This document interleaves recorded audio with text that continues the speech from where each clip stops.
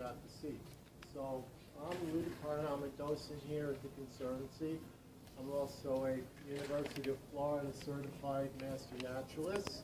Basically, that just means if you ask me questions about Florida wildlife, I might even know the answer.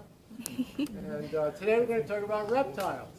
So there are basically 4 categories of reptiles. Can anybody give me the name of an animal that's a reptile? Snake is a reptile. Right, good. What else is a reptile? Snake is a reptile. Yeah, what else do we have as a reptile? Alligator? Alligators are reptiles. Tortoise. Frogs are actually amphibians. Okay, reptile lays eggs on dry land, frog lays eggs in the water, so he's an amphibian.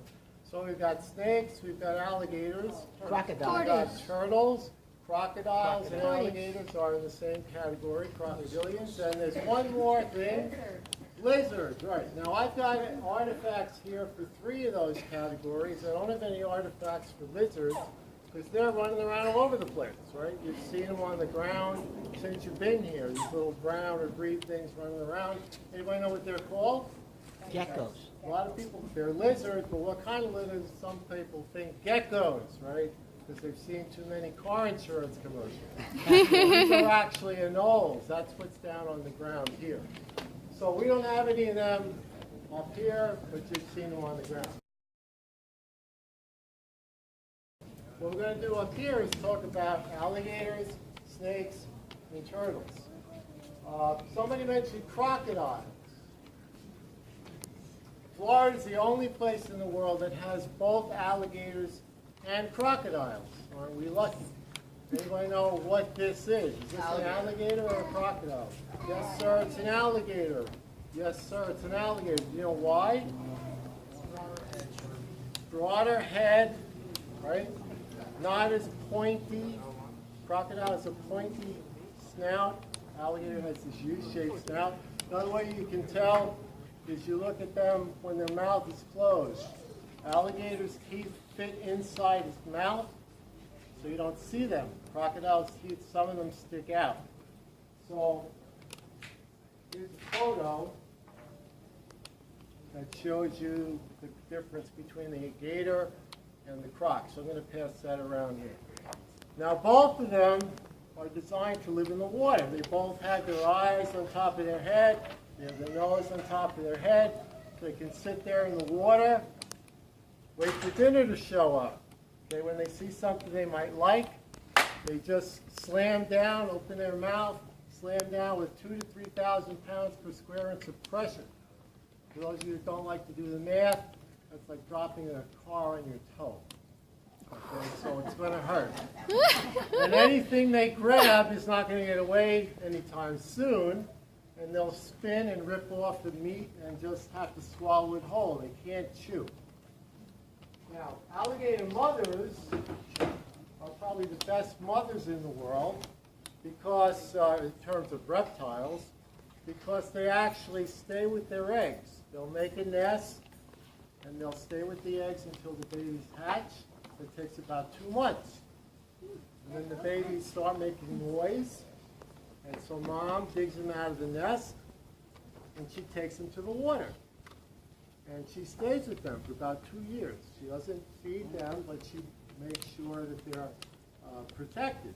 So if you're out in the swamps walking around, and you see some baby alligators, don't go over and say, cute little baby alligator, because mom might be behind you, and that's going to spoil your day. Now, all baby alligators have these green stripes, which this one is starting to lose. Anybody know why they have those green stripes? So they have these green stripes for camouflage, because it helps break up the light, so if they're hiding in the grass, it makes it easy for them to hide from bigger animals.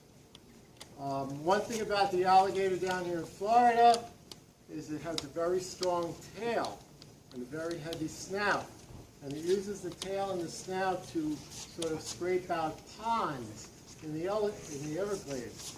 And so in the dry season, these ponds accumulate water. And that helps all the other animals in the Everglades because now they have a place to drink, or a place to find fish, and so it helps the other animals get through the Everglades. So we call the alligator the keeper of the Everglades. And it's also known as the keystone species. Anybody know what I mean when I say a keystone species? Well, a keystone, if you think about architecture, you've got a bunch of stones. The stone in the middle is called the keystone. Take the keystone away, the arc collapses. So if you take the Everglades, if you take the alligator out of the Everglades, all the other animals are affected. So it's a very, very, very important animal. I mentioned that it does bite down with 2,000 to 3,000 pounds of pressure, so that could cause it to lose teeth from time to time. And it's not like us, where we only get 2 shots at our teeth. If they fall out twice, we're out of luck, right? You gotta go to the dentist. Alligators' teeth keep regrowing. They're stacked one on top of the other like little ice cream cones. So when one falls out, another one's ready to grow back in. So here's an example of an alligator tooth. I'm going to pass that around. So does anybody have any questions on alligators or crocs before we move on to the next category? Okay? All right. Do they keep growing, or do they have a number of sets that they have for a long time? Or do they have 10, 20, or do they keep growing? Oh no, the teeth, they always have 80 teeth. Okay? They don't grow more than 80 teeth. But if one of those 80 teeth comes out, another one grows back. Another one, if that one goes out again, it grows back. So that same tooth can regrow multiple times. But they never have more than 80 altogether.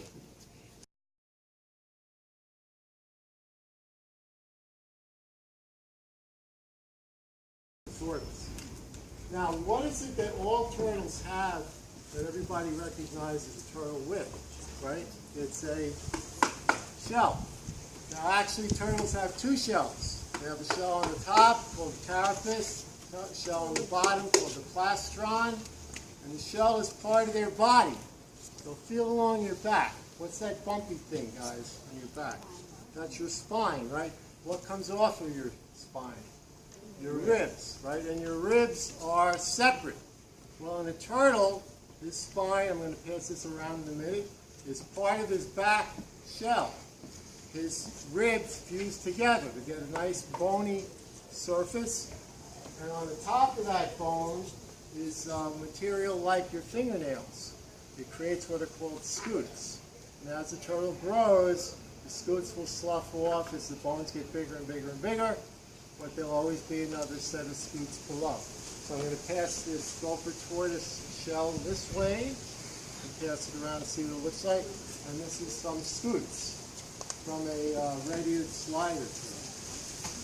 So does anybody have any questions on our turtles or tortoises? Yes, sir. You forgot me. I have a question about the alligator. Oh, you should want to ask about the alligator. Alligators and crocs are friends or not?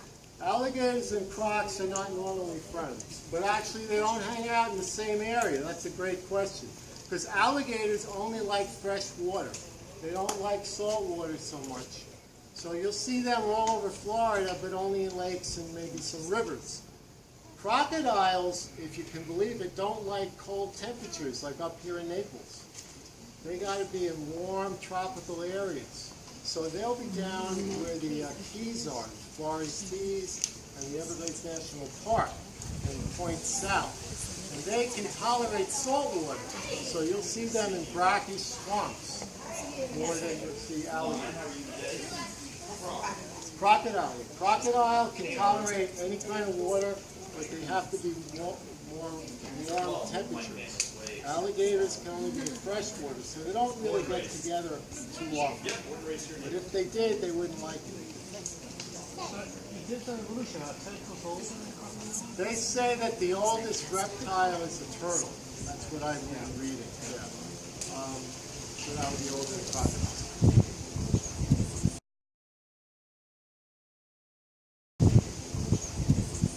Okay, turtles, good. Everybody good. So what's everybody's favorite animal? The snake, right? And down here in Florida, in the Collier County area, you're going to maybe see 28 different kinds of native snakes. Not even talking about the ones that aren't supposed to be here. And of the 28 native snakes, 4 of them are venomous. Now what does that mean when we say a snake is venomous? It's poisonous. It's poisonous, right? It can bite you and inject poison. This is the biggest one we have down here. Anybody know what he is? This is a rattlesnake. It's known as a diamondback rattlesnake, obviously because of the diamonds on his back. He's got this big fat head. Why does he have a big fat head? Because that's where he stores his venom. So he opens up his mouth and he flips out these 2 big fangs, which are like little hypodermic needles because they're hollow and they have a hole in the bottom. So it's like going to the doctor and getting an injection. Except it's not going to be like going to a doctor and getting an injection. Okay? What's going to happen is you're going to get a hemotoxin injected onto your skin, which is going to start to break down your blood vessels, and it's not going to be a very good day for you. Okay? So the rattlesnake is one of our poisonous snakes or venomous snakes. Another one is this guy. Anybody know what he is? He gets his name because of his appearance also. Cottonmouth, right? Also known as a water moccasin. You'll find him in more swampy areas than the rattlesnake. Rattlesnake likes the drier areas. And then this little guy here, anybody know what he is? This is a pygmy rattlesnake. He's called pygmy because he only gets about that big. Now all 3 of the snakes I just showed you are called pit vipers. Anybody know why they call them pit vipers? Because they're poisonous. That's one reason, because they're vipers means they're venomous, right? But why pit vipers? They're non-arboreal. Sorry? They're non-arboreal. They're non-arboreal, right. I used to think that too, because they lived in snake pits. But actually they're called pit vipers because they have tiny little indentations in the side of their face that are filled with a chemical so they can find their prey even in the dark. So these little pits on the side of their head give them the name pit vipers. And all pit vipers have that long fang which injects a hemotoxin under your skin. Now the last venomous snake that we have here in Southwest Florida that's native is this guy. Anybody know what he is? This is a coral snake. Now how can you tell it's a coral snake from maybe another striped snake? I mean, we've got plenty of striped snakes here in Florida. This is a coral snake. This one isn't.